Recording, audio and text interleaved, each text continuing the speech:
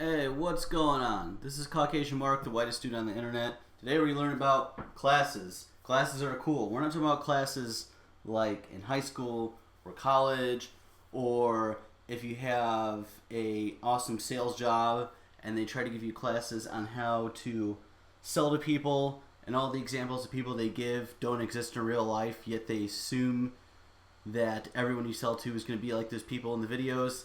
Not like that at all. Sorry for the tangent, getting back to it. A class we could think of as a blueprint. It's kind of a funny term to think of because when we think of classes, you usually want to start off with something very generic. And then as you get more complex in your programming, you want to make a class that does something very specific. And what we mean by this is say, okay, we have our regular, our public class here. And since we're only allowed to have one public class in this file, we can make a non-public class. So we could do class, let's do person. And what we mean by person here is we mean a generic person. We're not talking about me, Caucasian Mark. We're not talking about Betsy. We're not talking about Jay-Z. We're not talking about Gucci Mane. Even if we had car, right? Say it was class car. Let's just switch it over to this real fast because I'm a visual person. If we did, oh, not class, class car right there, we wouldn't be talking about a Buick. We wouldn't be talking about like a Lamborghini. We talk about a car in general. So we could do things like, it's int wheels. Well, how many wheels does a car typically have? Well, unless you're me and they're blown out constantly because all you drive are shit buckets, you'd have, 4 wheels.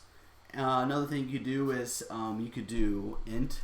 We have doors. How many doors does a car have? Well, it depends. Do you include the hatchback? Do you include two-door cars, four-door cars? Do you get in through the sunroof? What if there's 4 doors but only 3 of them work? You have to kind of design those things out here. So let's just go ahead and make a 2-door car right here. And let's see, let's do another one, int. Actually, let's just do something fun here. String, engine, size. How did that jump down there? What's wrong with my fingers? Big as shit. And then we can make a boolean here. Is it a chick magnet? True. And so we have a generic car here, right? And we have this data types here about it, which is describing the state of it. So generically, when we think of cars, we can think of them as 4 wheels, 2 doors, the engine size is big as shit. Which, if you're me, know nothing about cars, they're all big as shit. Because, let's face it, even like the wussiest car is a pretty awe-inspiring machine. And then you have a boolean, is it a chick magnet? True, because whatever car I'm in, I spray way too much cologne in there, and I attract only the finest women in Central Illinois. So we have this here, but what if we wanted to have something like a method too? We could definitely have methods in classes. Why the hell not? In this public class up here, we have the main method, which is the heart and soul of your application. Everything runs through there, or everything doesn't run if you make mistakes, which is what everyone does as a programmer. So let's make a public.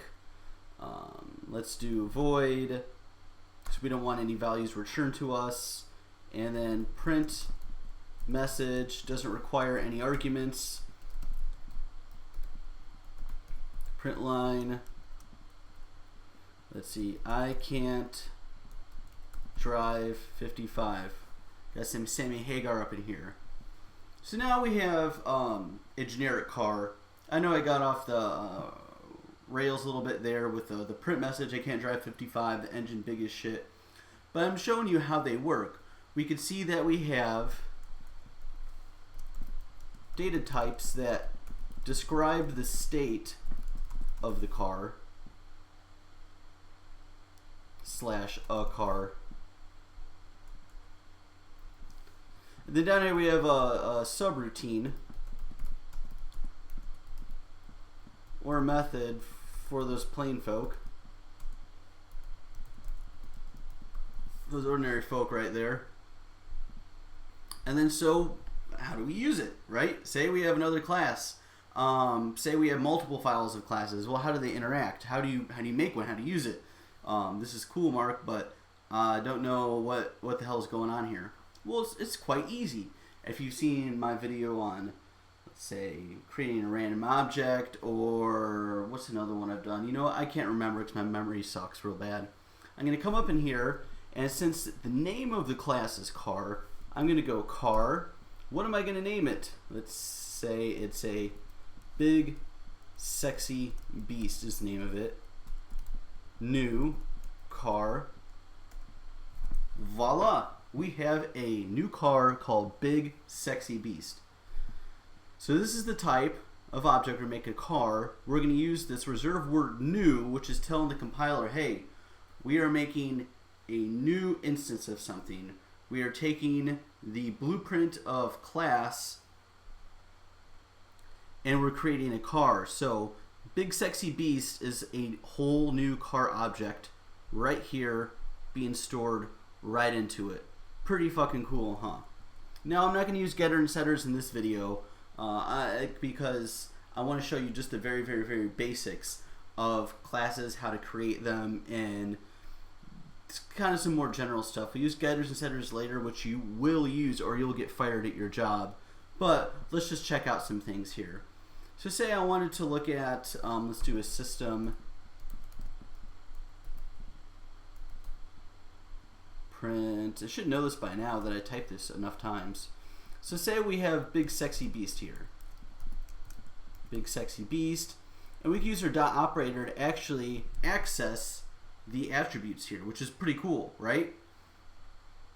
So we could do, doors right there. We could run this program. We see that there's two doors here. There's two doors here. And we can use the dot operator right here to access the attribute of the car that we made. Pretty cool, huh? So let's say we go back down here and we switch the doors out to 3. Say it's a 2-door and there's a hatchback and that's somehow included as 3 doors. I don't know, you're getting it from some private seller.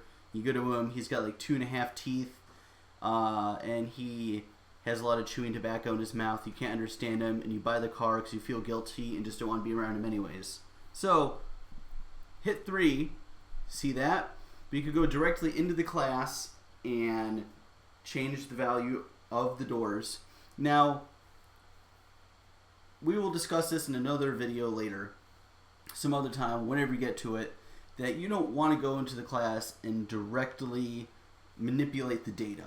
And you don't want other people to do it too, because if you have a hacker or a runaway programmer in your company, or it's just, general good practice, that you're going to want to keep some good access specifiers on here and use other ways to control the data types that are in there. But for right now, it's cool. I just want to show you the interaction between classes. So we could come down here, let's copy and paste this stuff, because that's, actually I'll just copy and paste the whole thing because I need 90% of it. We're going to come down in here, instead of typing doors, we could do print message.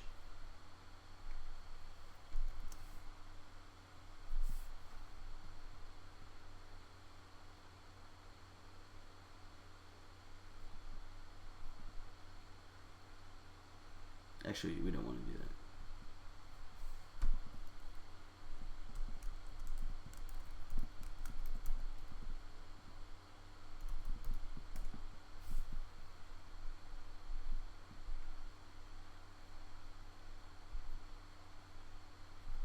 So the next big question is how are you going to use the method down there?